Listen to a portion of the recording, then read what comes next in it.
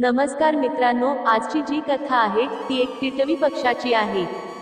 मित्रांनो, तुम्ही ही गोष्ट ऐकली असेल की टिटवीच्या अंड्यापासून पारस दगडाची प्राप्ती होत असते, जो दगड लोखंडाला सोनं बनवू शकतो। असा कथा आपल्याला अनेक ग्रंथांमध्ये वाचायला मिळतात, ज्या ग्रंथांमध्ये असं स्पष्टपणे लिहिलेले आहे की टिटवीच्या अंड्यामध्ये पारस दगड असतो। परंतु मित्रांनो, तुम्हाला ही गोष्ट माहीत आहे का की या पारस दगडाची प्राप्ती टिटवी पक्षाला कशा प्रकारे झाली? प्रिय दर्शकांनो, यामागे एक खूपच प्राचीन कथा आहे। ही कथा आज मी तुम्हाला सांगणार आहे की कुठलाही मनुष्य, कुठलाही व्यक्ती या पारस दगडाची प्राप्ती कशा प्रकारे करू शकतो। मित्रांनो, असे खूप सारे लोक असतील ज्यांनी टिटवीच्या अंड्यापासून पारस दगडाची प्राप्ती करण्याचा प्रयत्न केला असेल, परंतु ते त्यांच्या या प्रयत्नात असफल झाले असतील। मित्रांनो, आज तुम्ही जाणून घ्या की टिटवीच्या अंड्यापासून पारस दगडाची प्राप्ती कशा प्रकारे केली जाऊ शकते। त्याचबरोबर या कथेबाबत असे सुद्धा म्हणण्यात आले आहे की जो कोणीही कथा पूर्णपणे ऐकतो आणि यामध्ये सांगितलेल्या गोष्टी त्यांच्या जीवनात अंमलात आणतो, तर असा व्यक्ती धनधान्याने समृद्ध होतो। त्याचा जीवन तो स्वतः बदलू शकतो। त्याच्या घरात माता लक्ष्मीचा आगमन होतं। तो माणूस कधीच गरीब राहत नाही। मित्रांनो, जे कोणी हा व्हिडिओ अर्धा पाहतात, मध्येच हा व्हिडिओ बंद करतात, अशा लोकांना फक्त अर्धी माहिती मिळते, अर्धज्ञान मिळतं। आणि असं नेहमी म्हटलं जातं की अर्धज्ञान हे नेहमी धोकादायक असतं। म्हणूनच व्हिडिओला नेहमी पूर्ण पाहत राहा। मित्रांनो, व्हिडिओला सुरुवात करण्यापूर्वी माझी तुम्हा सर्वांना एक नम्र विनंती आहे की तुम्ही जर आपल्या भक्ती ज्ञान शिक्षा यूट्यूब चॅनलवर नवीन असाल तर चॅनलला सबस्क्राईब करायला विसरू नका। मित्रांनो, पुरातन काळातील गोष्ट आहे। श्रावण महिना सुरू होणार होता आणि टिटवी पक्ष्यांचा जोडा एक जंगलामध्ये एका झाडावर बसलेला होता। त्या जंगलामध्ये मादा टिटवी 2 अंडी घातले, परंतु टिटवी पक्ष्यांचा जोडा आता खूपच काळजीत राहू लागला होता, कारण अंडी देऊन खूप दिवस झाले होते, परंतु त्या अंड्यामधून पिल्लं बाहेर आली नव्हती। दोघेही नवरा बायको आशा लावून बसले होते की जेव्हा अंडी फुटतील तेव्हा त्याच्यातून 2 छोटे छोटे पिल्लं बाहेर येतील आणि त्यांचे जीवन आनंदाने भरून जाईल। दोघे नवरा बायको त्यांच्या मुलांचा विचार करून वेगवेगळ्या प्रकारे स्वप्न रंगवत होते, परंतु खूप दिवस होऊनही त्यांचे अंडी अजूनही फुटत नव्हते। प्रिय मित्रांनो, शेवटी श्रावण महिना सुरू होतो आणि दोघेही नवरा बायको खूपच काळजीत येतात। तेव्हा टिटवी टिटव्याला म्हणते, आहो, श्रावण महिना सुरू होणार आहे, परंतु अजूनही आपली अंडी फुटण्याचा नाव घेत नाही। जर वेळेवर अंडी फुटली असती तर आपली मुलं इतक्याला मोठी झाली असती।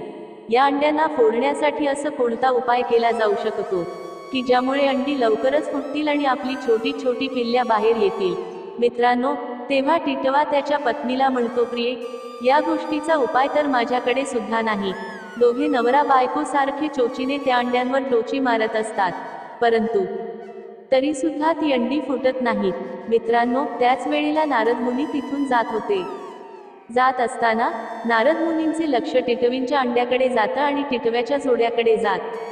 तेव्हा नारद मुनी तिथे थांबतात आणि टिटवी आणि टिटव्याला त्यांच्या जवळ बोलावतात। जेव्हा टिटवी आणि टिटवा नारद मुनी जवळ जातात तेव्हा ते सर्वप्रथम नारद मुनींना प्रणाम करतात आणि प्रणाम करून त्यांची व्यथा नारद मुनींना सांगू लागतात। नारद मुनींना ते म्हणू लागतात, हे मुनिवर, टिटवीने अंडी घालून खूप दिवस झाले आहेत, परंतु अजूनही त्याच्यातून पिल्लं बाहेर आले नाहीत। जर काही वेगळा मार्ग असेल तर तुम्ही आम्हाला सांगावा। जर आमची अंडी वेळेवरच फुटली असती तर आमची पिलं आता मोठी झाली असती। मित्रांनो, टिटवी पक्ष्यांच्या जोड्याचं हे बोलणं ऐकून नारद मुनी सुद्धा आश्चर्यात पडतात आणि ते विचार करू लागतात की या टिटवीचे अंडी फुटत का नाही, असा कोणता कारण असू शकतो। तेव्हा नारद मुनी भगवान श्रीहरी विष्णूंच्या ध्यान धरतात। तेव्हा त्यांना एक उपाय सुचतो। तेव्हा नारद मुनी टिटवी आणि टिटव्याला म्हणतात, मी तुम्हाला एक उपाय सांगतो। जर तुम्ही हा उपाय केला तर तुमच्यावर महादेव खूप प्रसन्न होतील आणि तेव्हा महादेव प्रसन्न होतील तेव्हा ते तुम्हाला एक अनमोल अशी गोष्ट सांगतील, ज्याच्या मदतीने तुम्ही ही अंडी फोडू शकाल। नारद मुनींचे हे म्हणणे ऐकून टिटवी आणि टिटवा दोघेही नारद मुनींना म्हणतात, हे मुनिवर, तुम्ही आम्हाला लवकर सांगा, तो कोणता उपाय आहे। आम्ही दोघेही मिळून तो उपाय नक्कीच करू। मित्रांनो, त्यानंतर नारद मुनी आसन लावून बसतात आणि टिटवीचा जोडा दोघेही नारद मुनींच्या समोर बसतात। नारद मुनी उपाय सांगू लागतात. नारद मुनी सांगतात, श्रावण महिना सुरू झाला आहे आणि तुम्ही दोघांनीही हरिद्वाराला जावे.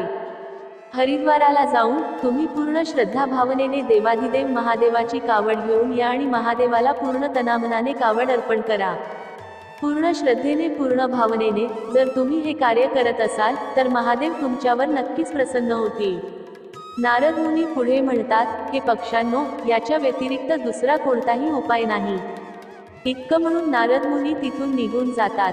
त्यानंतर टिटवा त्याच्या पत्नीला म्हणतो, हे प्रिये, आता आपल्याला हरिद्वाराला जावे लागेल आणि तिथून देवादिदेव महादेवांसाठी कावड घेऊन यावे लागेल आणि कावड आपण महादेवाला अर्पित करू. तेव्हा टिटवी म्हणते, अहो, आपण हरिद्वार जाऊ, तिथून कावड सुद्धा घेऊन येऊ. परंतु यापूर्वी आपल्याला आपल्या अंड्याची काहीतरी व्यवस्था करावी लागेल, जेणेकरून कुठलाही दुसरा प्राणी आपल्या अंड्यांना कोणत्याही प्रकारे नुकसान पोहोचू नये. तेव्हा टिटवा त्याच्या पत्नीला म्हणतो, हे प्रिये, जर कुठला दुसरा जीव आपल्या अंड्यांना नुकसान पोहोचू इच्छित असेल तर पोहोचू दे. आज या क्षणाला आपण आपली अंडी महादेवाच्या भरोशावर सोडणार आहोत. आपल्या पिल्लांना महादेवाच्या भरोशावर सोडणार आहोत. आजपासून आपण कधीच कुठल्याही वृक्षावर आपली अंडी द्यायची नाही. आपण आपले अंडी फक्त जमिनीवरच द्यायची. दोघेही टिटवा आणि टिटवी पाणी हातात घेऊन असा संकल्प करतात की आजपासून आपण कधी झाडावर अंडी द्यायची नाही. आजपासून आपण फक्त जमिनीवर अंडी द्यायची. मित्रांनो, असं म्हटलं जाते की आईची आत्मा खूप मोठी असते. एक आई तिच्या मुलांसाठी काहीही करायला तयार होते. इतकंच नाही तर ती तिचे प्राण सुद्धा अर्पण करायला तयार असते. त्यानंतर टिटवी काही दगड घेते आणि तिच्या अंड्याच्या सभोवती ते दगड ठेवते आणि ओम नमः शिवाय जप करत ते दगड त्या अंड्यांचा भोवती लावते आणि ओम नमः शिवाय जप करत दोघेही नवरा बायको हरिद्वाराला पोहोचतात. हरिद्वाराला पोहोचल्यावर ते पूर्ण श्रद्धे भावनेने देवाधिदेव महादेवाचा नामस्मरण करत असतात आणि हरिद्वारावरून कावड उचलून देवाधिदेव महादेवाचा नाम जप करत ती कावड घेऊन पुन्हा येतात आणि कावड महादेवाला अर्पण करतात. मित्रांनो, दोघांनीही महादेवाला कावड अर्पण केली, परंतु महादेव तरी सुद्धा त्यांच्या समोर आले नाहीत, त्यांना दर्शन दिले नाही. तेव्हा दोघेही नवरा बायको आणखी दुखी होतात. ते विचार करू लागतात की आता आम्ही नारद मुनीने सांगितलेला उपाय सुद्धा केला आहे, तरी सुद्धा महादेवाने आम्हाला दर्शन दिले नाही.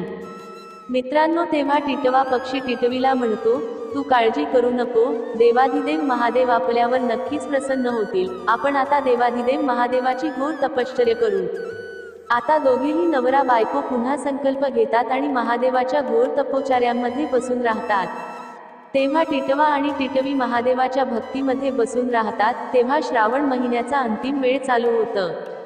श्रावण महिना संपणार होता तेव्हा महादेव प्रसन्न होतात आणि त्यांच्यासमोर येतात. महादेव टिटवा आणि टिटवीच्या समोर येतात आणि त्यांना म्हणतात, हे पक्षी, आम्ही तुमच्या भक्तीवर खूप प्रसन्न झालो आहोत. तुम्हाला जे काही मागायचं आहे तो वरदान तुम्ही मागू शकता. मित्रांनो, तेव्हा टिटवा आणि टिटवी दोघेही त्यांचे डोळे उघडतात. डोळे उघडतात दोघांनाही देवाधिदेव महादेवांचे दर्शन घडतात.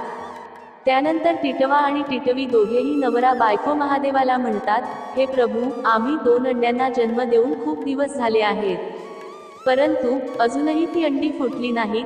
आम्हाला असा वरदान द्या ज्याद्वारे आम्ही आमची अंडी फोडू शकतो आणि आमच्या पिल्लांना आम्ही बाहेर काढू शकू. जर आमची अंडी फुटली नाही तर आमचा वंश इथेच समाप्त होईल. आमचा वंश पुढे वाढणार नाही आणि त्यामुळे आमच्या प्रजातीचा नाव या दुनियातून नष्ट होईल. त्यामुळे हे प्रभू, आम्हाला असं वरदान द्या ज्या वरदानामुळे आम्ही आमच्या पिल्लांना अंड्यामधून बाहेर काढू शकतो. त्यानंतर देवाधिदेव महादेव टिटवा आणि टिटवीला म्हणतात, हे पक्षी, तुम्ही लक्ष देऊन ऐका. श्रावण महिन्याच्या अंतिम सोमवारी आमच्यामधून एक धातू बाहेर येईल, जो धातू सर्व धातूंमध्ये श्रेष्ठ असेल, जो धातू सर्वात वजन, सर्वात नरम आणि सर्वात श्रेष्ठ असेल. त्याचा धातूपासून पारस दगडाची निर्मिती होणार आहे, जो एक लोखंडाला सुद्धा सोन्यामध्ये परावर्तित करू शकतो. हे पक्ष्यांनो, तुम्हाला तो पारस दगड घ्यायचा आहे, जो आमच्या धातूपासून बनणार आहे आणि तोच पारस दगड तुमच्या अंड्यांना फोडू शकतो. त्यानंतर देवाधिदेव महादेव टिटवा आणि टिटवीला पारस दगडाची ओळख सांगतात. हा पारस दगड धूम्र रंगाचा असेल, थोडा कठोर असेल, दगडासारखा दिसायला असेल. तुम्हाला फक्त हा दगड मिळवायचा आहे आणि हा दगडाचा तुमचा अंड्यांना स्पर्श करायचा आहे. अंड्यांना स्पर्श होताच तुमची अंडी फुटतील आणि तुमची पिल्ले बाहेर येतील. मित्रांनो, इतकं म्हणून देवाधिदेव महादेव अंतर्ध्यानात विलीन होतात. श्रावण महिन्याचा अंतिम सोमवार येतो तेव्हा महादेवापासून एका धातूची निर्मिती होते व त्यापासून पारस दगडाची निर्मिती होते. तेव्हा टिटवी तो पारस दगड शोधतात आणि चोचीत पकडून त्यांच्या अंड्याजवळ घेऊन येतात आणि त्यांच्या अंड्यांना त्या पारस दगडाचा स्पर्श करतात. जसा पारस दगडाचा स्पर्श त्या अंड्यांना होतो तेव्हा ती अंडी फुटतात आणि त्यातून पिल्ले बाहेर येतात. मित्रांनो, अशा प्रकारे टिटवी पक्षाला पारस दगडाची प्राप्ती झाली. देवाधिदेव महादेवाच्या असीम कृपेने टिटवी पक्षाला पारस दगडाची प्राप्ती झाली आहे.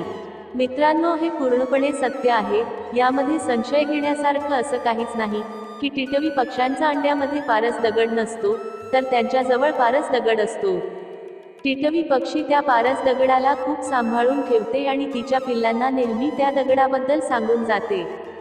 प्रिय मित्रांनो, असा म्हणण्यात आले आहे की पारस दगडाचं गुपित फक्त टिटवी पक्षाला माहीत आहे. ती तिच्या पिल्यांशिवाय दुसऱ्या कुठलीही सजीवाला किंवा प्राण्याला या पारस दगडाबद्दल काही समजू देत नाही. काही लोकांचा असा समज आहे की टिटवी पक्षी तिच्या घरट्यातच पारस दगड सोडते, परंतु असं नाही आहे. टिटवी पक्षी खूपच काळजीपूर्वक पारस दगड घेऊन येते आणि तिच्या अंड्यांना स्पर्श करून पुन्हा काळजीपूर्वक तो पारस दगड एका गुप्त जागेवर ठेवून देते. त्या जागेवर कोणीही पोहोचू शकत नाही. त्या जागेची माहिती फक्त टिटवी पक्षाला असते. मित्रांनो, एक गोष्ट तुम्ही पाहिली असेल की सर्व पशुपक्षी रात्रीच्या वेळी आराम करतात, फक्त ज्यांना दिवसा दिसत नाही. वटवाघूळ अशा प्रकारे पक्षी दिवसा आराम करतात, परंतु टिटवी पक्षी एक असा पक्षी आहे तो दिवसा किंवा रात्री कधीच आराम करत नाही. हा पक्षी नेहमी सतर्क असतो, कारण ह्या पक्षाला नेहमी ही काळजी असते की ह्याचा पारस दगड कोणी चोरून घेऊन जाऊ नये. त्यामुळे हा रात्री सुद्धा जागा असतो आणि दिवसा सुद्धा जागा असतो.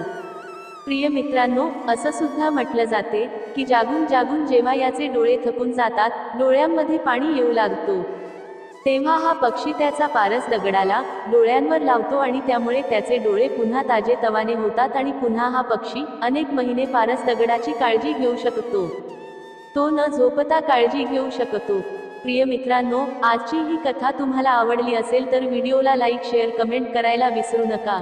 चॅनलवर नवीन असाल तर चॅनेलला नक्की सबस्क्राईब करून घ्या आणि सोबत बेल आयकॉनही दाबा.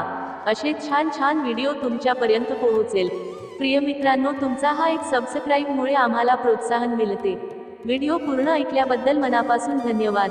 जय लक्ष्मी माता.